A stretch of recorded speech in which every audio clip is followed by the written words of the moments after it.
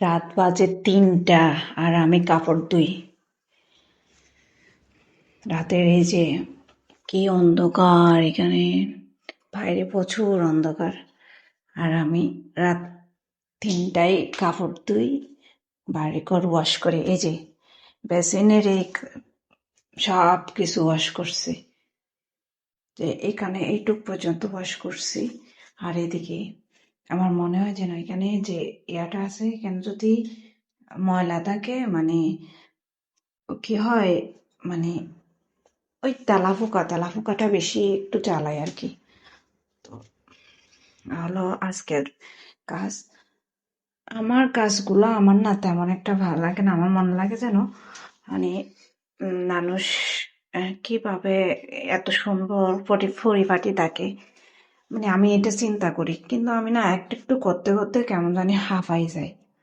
যে আজকে এগুলো রান্না করছিলাম, বাট ভাত রান্না করি নাই।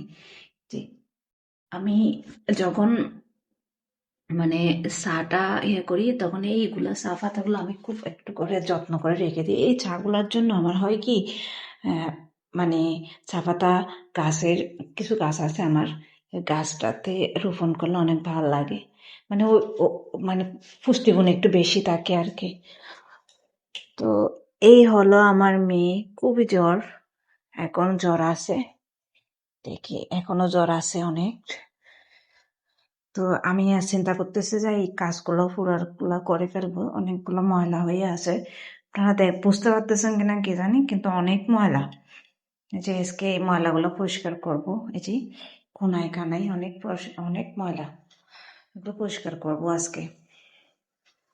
তো আমার মতো কে কে করেন অবশ্যই জানাবেন। এরকম মানে রাত এতটার মধ্যে আমার কেমন জানি একটা মানে অস্থিরতা ফিল হচ্ছে। একদিকে আমার মা অসুস্থ, আরেকদিকে আমার ভাইয়ের মেয়ে নাকি অসুস্থ। এই যে দেখছেন, এটা হচ্ছে রাতের যে ভিউ। আর আরেকদিকে আমার মেয়েও অসুস্থ, আমার মেয়ের জ্বর, আর আমার মার হার্টের সমস্যা, আইসিইউতে ছিল কয়দিন। তারপরে এখন নাকি আমার ভাইয়ের মেয়ে, যেটা আমার আদরি, এরা হচ্ছে একটু অসুস্থ। এখন নাকি পায়খানা বমি হচ্ছে, হসপিটালে ভর্তি দিছে আজকে রাতেই, সন্ধ্যার দিকে দিছে। তো এই হলো ব্যাপার। আমি খুবই মানে এগুলা নিয়ে খুব ইমোশনাল হয়ে পড়ছি আর কি। আর আমি ব্যাক সাইডে দিয়ে কথা বলতেছি আপনাদের সাথে, কিছু মনে করবেন না, বুঝছেন। আসলে আহ চেহারাটা দেখাইতে ইচ্ছা করতেছে না আজকে। আমি অনেকদিন ধরে ভিডিও আপলোড করতে পারতেছি না, কেমন জানি একটা। আচ্ছা, যাই হোক, আমি চেহারা দেখাই দিলাম। আমার সত্যি কথা বলতে একদমই চেহারা দেখাই ভিডিও বানাতে মন চাচ্ছে না ইদানিং। মানে আমি ঠিক মতো ভিডিও আপলোড করতে পারতেছি না, কেমন জানি একটা মানে ভিতর একটা মানে আমি আমার ভিতরে যে কী হচ্ছে, কি ফিল করতেছি, এই জিনিসটা আমি মানে মনে বুঝাতে পারতেছি না কাউকে।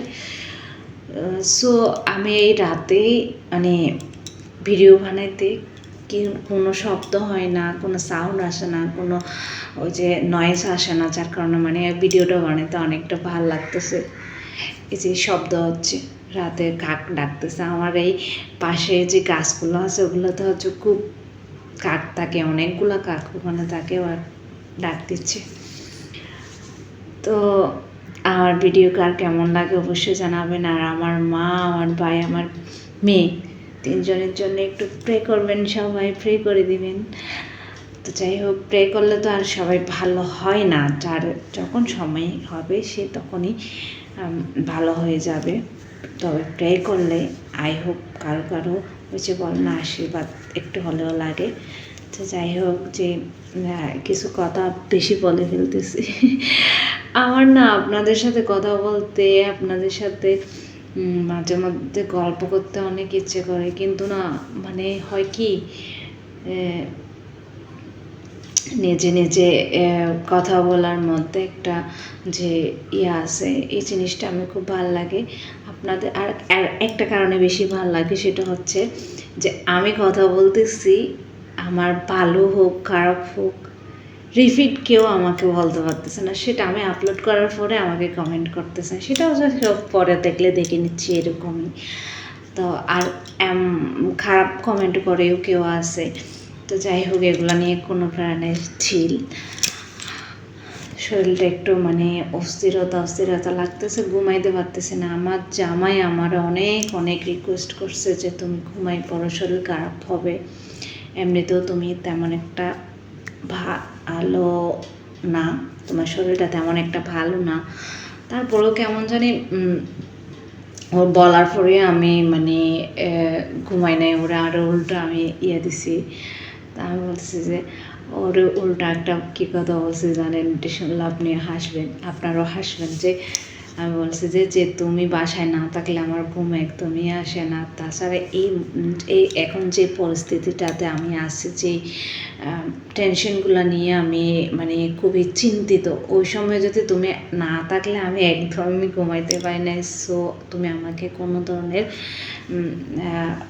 ঘুমাইতে বললে, আমি ঘুমাইতে না পারলে তুমি যদি কিছু মনেও করো যে আমার খুবই কষ্ট লাগবে। এই কথাটা তো বলার পরে সে আমার আর কিছু বলে নাই। আসলে আমি ওরে বুঝাইতে পারি না যে মানে আমার কি পরিমাণ কষ্ট হচ্ছে ভিতরে। অবশ্য ও জানে, ও বুঝে, আমাকে প্রচণ্ড পরিমাণ বোঝে। একটা মানুষ, আমার বাবার পরে যদি কেউ ভালো করে আমাকে বুঝে থাকে, সেটা হচ্ছে আমার হাজব্যান্ড। ওই যে বলে না, কে বলেছে শুধু মেয়েরা বাবার রাজকুমার হয়, এরকম একটা কথা, রাজকুমারী হয়, এরকম একটা কথা বল না। তা আমি বলি আমার দিকটা তার উল্টা, যে আমি আমার বাবার যেমন রাজকুমারী, ঠিক তেমনই আমার জামাই রানী, সহধর্মিণী। কারণ একটাই, সে আমার অনেক ভালোবাসে, বিশ্বাস করে, আর আমিও তাকে অনেক বেশি রেসপেক্ট এবং ভালোবাসি, এটাই। তো আমাদের জন্য সবাই আশীর্বাদ করবেন যেন আমরা সবসময় এরকমই থাকি। আর আমাদের যে খুনসুটি, আমাদের যে বন্ডিং, এই জিনিসটা নিয়ে যদি কখনো একটা ভিডিও আপলোড করে আপনারা সবাই খুব অ্যাপ্রিসিয়েট করেন, তার জন্য আমার খুবই ভালো লাগে। যে আমাদের যে একটা কমেন্ট করেন বেশিরভাগই, দিদি আপনাদের যে রিলেশনশিপটা খুবই ভালো লাগে, যে আপনারা সবসময় যে এত ভালোভাবে করেন, মানে নিজেদেরকে প্রেজেন্ট করেন, এটা খুবই ভালো লাগে। দাদা আপনাকে অনেক ভালোবাসে। আর ওর আইডিতে গিয়ে অনেকেই বলেন যে দিদি আপনাকে অনেক লাভ করে, আপনাদের মধ্যে যে রিলেশনশিপের বন্ডিংটা এত সুন্দর, আমার অনেক ভালো লাগে। এই কথাগুলো না আমার অনেক কমেন্টগুলো শুনে আমি খুব মানে নিজে অনেক ভালো লাগে, এরকমই মনে হয়। তো যাই হোক, সবাই আমাদের জন্য আশীর্বাদ করবেন, দোয়া করবেন। তো ভালো থাকবেন। অনেক বক করলাম, যদিও বা এই ভিডিওটা আমি কাট করেই দিতে পারি বা একসাথেও দিতে পারি। যাই হোক, সবাই ভালো থাকবেন, সুস্থ থাকবেন। Tata, good night.